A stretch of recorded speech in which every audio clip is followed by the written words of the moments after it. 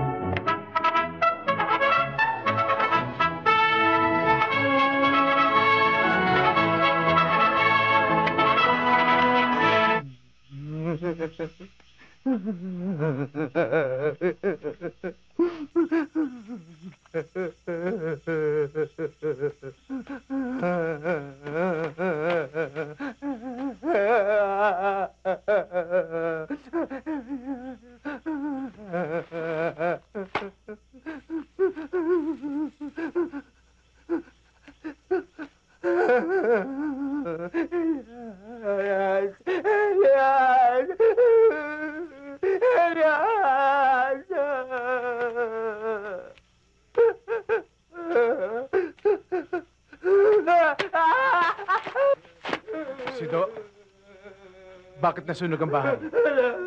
Bakit? Ang itay, ang inay. Patay! Patay! Sino pumatay sa kanila? Sino? Magsalita ka! Sino?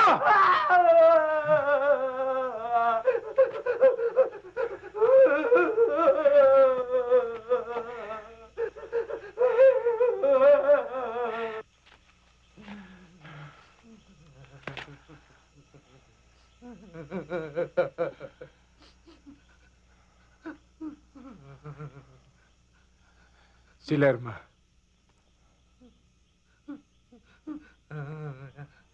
Wala.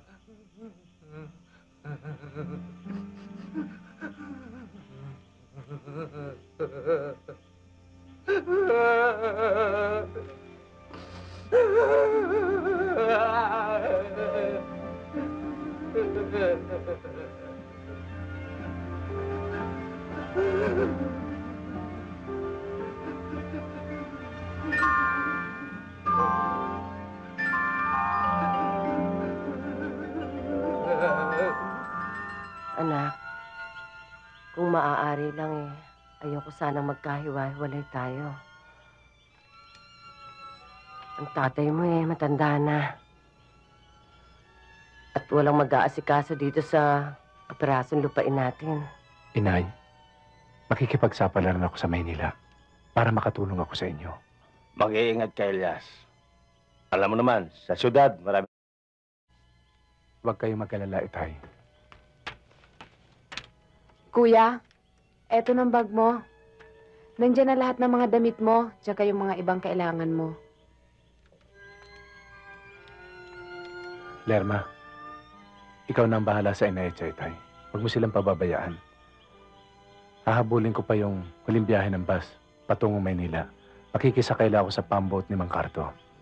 O sige, alis na ako. Ah, kuya, ang biling ko sa'yo ha, huwag mong kakalimutan pagbalik mo sa fiesta.